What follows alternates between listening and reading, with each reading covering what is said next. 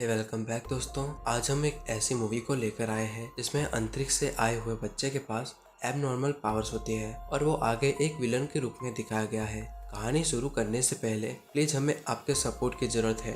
हमारे वीडियो को like, share और चैनल को सब्सक्राइब कर देना और बेल को ऑल पर सेट कर देना ताकि हमें थोड़ा बहुत मोटिवेशन मिल सके। आइए चलो देखते हैं मूवी में आगे क्या होता है। वक्त होता है 2006 का। यहाँ पर हमें एक कपल को दिखाया जाता है जिसमें वाइफ का नाम टोरी और हस्बैंड का नाम काइल होता है। बहुत साल हो चुके हैं लेकिन आज तक इनके घर में किसी बच्चे की किलकारी नहीं गूंजी थी। वो अपना खुद का बच्चा चाहते थे और एक रात जब वो अपने घर में सो रहे थे, इनके घर के पीछे कुछ आवाज आती है। जब ये लोग वहाँ पर जाते हैं तो देखते हैं कि वहाँ पर एक लाल रंग की चीज है जिसे देखकर ऐसा लगता है कि आकाश में से कोई चीज यहाँ पर आ गिरी है। कहानी यहाँ से 12 साल आगे बढ़ती है। अब हमें दिखाया जाता है कि काइल और टोरी का बेटा अब बड़ा हो चुका है और वो 12 साल का हो चुका है। और एक रात को जब टोरी अपने कमरे में ड्राइंग बना रही थी तभी घर के बाहर जो उनका यार्ड होता है जहाँ वो अपनी फसलें और चीजों को रखा करते थे, वहाँ से कुछ अजीब सी आवाजें और लाल रंग की रोशनी निकलने लगती है। और इस तरफ ब्रेडन जो अपने बेड पर सो रहा था वो अजीब तरह से हिलना शुरू कर देता है और अपने रूम की खिड़की से नीचे कूद जाता है। और आवाज सुनने के बाद टोरी घर के बाहर आती है लेकिन वहाँ कोई नहीं था। जब वो घर के अंदर जा रही थी तभी उसके पीछे से कोई भाग कर जाता है जिसका पीछा करते हुए टोरी उस यार्ड तक पहुंच जाती है जहां पर वो देखती है कि उसका बेटा ब्रेडन तहखाने के दरवाजे को खोलने की कोशिश कर रहा है जहां से अजीब आवाज और लाल रंग की रोशनी निकल रही थी। लेकिन टोरी ब्रेडन को जाकर होश में ला देती है। उसके बाद वो घर पर चले जाते हैं। अगली सुबह ब्रेडन की माँ उसे घास काटने का काम देती है तो ब्रेडन घास काटने की मशीन को स्टार्ट करने की कोशिश कर रहा था लेकिन वो स्टार्ट नहीं हो रही थी तो वह उसे गुस्से से जोर जोर से खींचने लगता है और ब्रेडन उस मशीन को गलती से पकड़कर दूर फेंक देता है। हालांकि वह मशीन बहुत ही भारी थी जिसे देखकर ब्रेडन चौंक जाता है। उसे कुछ भी समझ में नहीं आता यह पावर कहाँ से आई। वो उस मशीन के पास जाता है और देखता है कि उसका फैन घूम रहा है और वो उस फैन के बीच में अपना हाथ डाल देता है जिससे फैन का ब्लेड मुड़ जाता है। और यहाँ पर हमें दिखाया जाता है कि ब्रेडन के अंदर कोई अननेचुरल पावर है जिसके बारे में उसको खुद भी नहीं पता। नेक्स्ट सीन में हम देखते हैं कि ब्रेडन का बर्थडे था तो उसके पेरेंट्स उसको एक पार्टी देते हैं और उसे पार्टी के दौरान उसके अंकल उसे अपनी गिफ्ट में गन देते हैं लेकिन ब्रेडन के पिता उसे मना करते हैं और कहते हैं कि उसे गन ना दी जाए। इस बारे में गुस्सा होकर ब्रेडन उसके पापा से बैड तरीके से बात करने लगता है जिससे ब्रेडन के पापा उसे घर जाने के लिए कहते हैं लेकिन ब्रेडन उसके पापा के साथ अजीब बिहेव करता है और अपने पापा के सामने बोलने लगता है। ब्रेडन के पेरेंट्स को भी शक होने लगा था कि ब्रेडन में कुछ तो गड़बड़ है,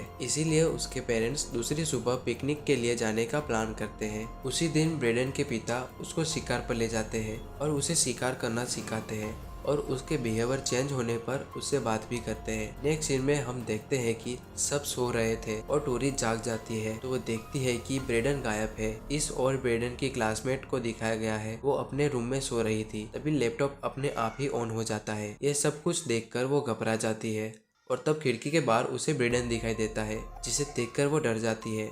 पर तब तक वहाँ पर उसकी मॉम आ जाती है। वो देखती है कि वहाँ पर कोई भी नहीं है। वहीं ब्रेडन की मॉम जो उसे टेंट के बाहर ढूंढ रही थी वो देखती है कि ब्रेडन वहीं पर होता है और कहता है कि मैं वॉशरूम गया था। दूसरे दिन जब टोरी सो रही थी तभी काइल गिफ्ट में मिली हुई गन को निकालता है और उसे कुछ आवाज सुनाई देती है तो वो यार्ड में देखता है कि ब्रेडन मुर्गी के पिंजरे के सामने खड़ा है और उसने सारी मुर्गियों को मार दिया है और उसके पिंजरे को भी तहस नहस कर दिया है। काइल टोरी को ये सब कुछ बताता है लेकिन टोरी कहती है कि एक 12 साल का लड़का ये सब कुछ नहीं कर सकता और वो बात को टाल देती है। दूसरे दिन ब्रेडन स्कूल जाता है तो वो खेलते हुए अपनी उस क्लासमेट के सामने गिर जाता है जिसके घर वो एक रात को गया था। अब यहाँ पर इनका फिजिकल एजुकेशन का टीचर आ जाता है और वो उस लड़की को डांटता है और कहता है कि अगर तुमने उसे नहीं उठाया तो मैं तुम्हारे मार्क्स काट दूंगा। टीचर के दबाव में आकर वो लड़की ब्रेडन को उठाने के लिए अपना हाथ देती है लेकिन ब्रेडन उसके हाथ को तोड़कर मरोड़ देता है। इसके चलते लड़की की माँ ब्रेडन पर कंप्लेन कर देती है, इसीलिए ब्रेडन की माँ को सभी के सामने शर्मिंदा होना पड़ता है। और वो ब्रेडन को घर ले जाती है। इस रात ब्रेडन के पेरेंट्स घर पर बात कर रहे होते हैं कि कैसे वो एक अंतरिक्ष शिप से मिला था और वो आखिर में अंतरिक्ष शिप के सामने ही खींचा चला जा रहा है, जो कि उन्होंने तहखाने में दबा कर रखा है। कायल बताता है कि वो बचपन से ही एबनॉर्मल है, ना उसे खून आता है ना ही उसे चोट लगती है। तभी एक बार फिर से लाल रोशनी जलना शुरू हो जाती है और वहाँ से हमें कुछ अजीब सी आवाजें सुनाई देती है। ब्रेडन उठता है और एक बार फिर से तहखाने के पास चला जाता है और इस बार वो उस लॉक को तोड़ देता है, जिससे पूरी की पूरी रोशनी के बीच में वो आ जाता है। टोरी अपने रूम से उस लाल रोशनी को देख लेती है और तहखाने की तरफ भागती हुई आ जाती है और जब वो तहखाने के पास पहुंचती है वो देखती है कि उसका बेटा लाल रोशनी में हवा में उड़ रहा है, पर जब उसके पास जाती है तो वो अपने आप ही नीचे गिर जाता है और उसे यूएफओ के पार्ट से हाथ में कट लग जाता है, जिससे वो जख्मी हो जाता है। ब्रेडन को जिंदगी में पहली बार चोट लगी है। ब्रेडन को कुछ भी समझ नहीं आता कि वो कौन है और अब वो अपनी मॉम से सारा सच जानना चाहता है।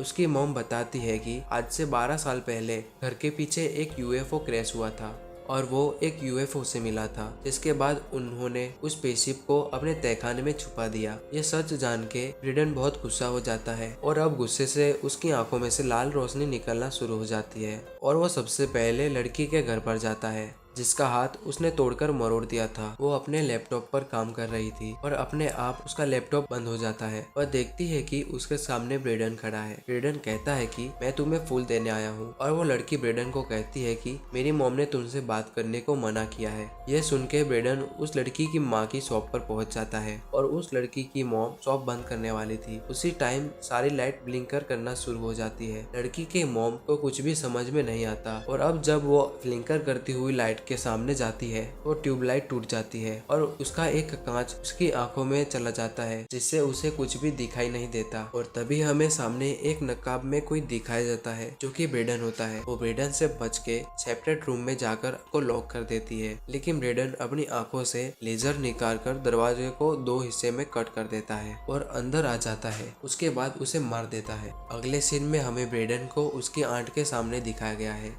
जो कि स्कूल में काउंसलिंग का काम करती थी। वो उसे बताती है कि तुम अपने आप को सुधार दो और मेरे साथ अच्छे से बात करो। तुम वापस पहले जैसे हो गए हो या फिर अभी भी तुम्हारा बिहेवियर में कोई चेंज नहीं हुआ, इस बारे में मुझे तुम्हारी माँ को बताना पड़ेगा। तो दोस्तों आज के लिए बस इतना ही। अगर आपको नेक्स्ट पार्ट चाहिए तो हमारे चैनल को सब्सक्राइब कर बेल को ऑल पर सेट कर देना, ताकि हमारा नेक्स्ट पार्ट आपके पास सबसे पहले पहुँच सके।